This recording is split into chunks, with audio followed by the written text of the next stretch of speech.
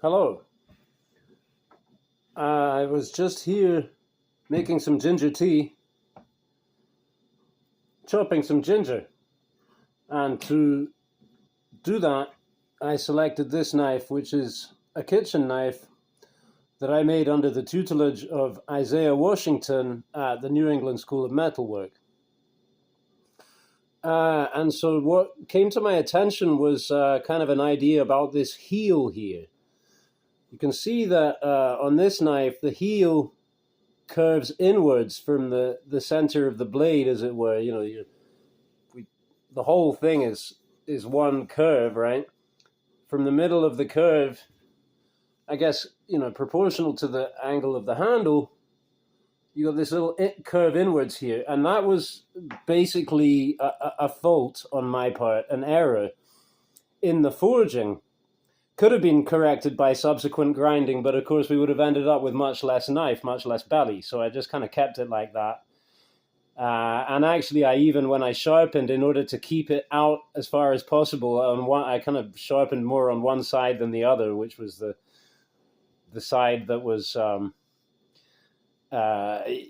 wasn't getting a straight edge. I was favoring the aesthetic over it. Anyway, I recently sharpened and I've trued up the edge, and so I was just came to chop this piece of ginger, and I've done it before with this knife. Seems like quite a good knife for chopping, and subsequent to a video from Steve Kalari where I saw him doing the on some potatoes, that for me has always been like, well, you got to be a trained chef to be able to chop like that, right?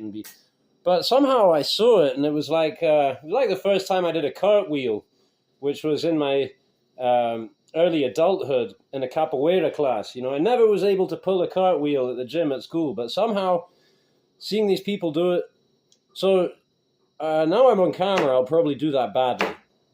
And come to think of it, actually the cameras, I would want to be this way around, right? So you can see what I'm doing.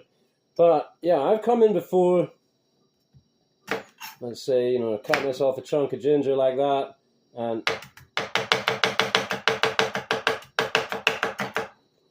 but yeah, well, you just maybe saw me moving back down to the heel. I don't know why I didn't try that before, but instead going in with the heel, right? Except maybe, see, if we look at a knife like this, little Japanese kitchen knife, or this New England made kitchen knife, if you're going in with this heel like this, well, then you're going to have to raise your hand. Maybe you start striking more of the edge than you want on the cutting board, and it's not such a natural angle for this chopping procedure. Look, you see what I'm saying? I don't know whether that is really, I get that it looks crisp, and that helps to sell the knife. In some ways, if you're using the knife maybe for cutting, maybe there's an advantage geometrically in that. But here's a knife, because I went to look at all the knives to see whether I could confirm or, elaborate. This is a multi-tool knife, the Chinese cleaver, right?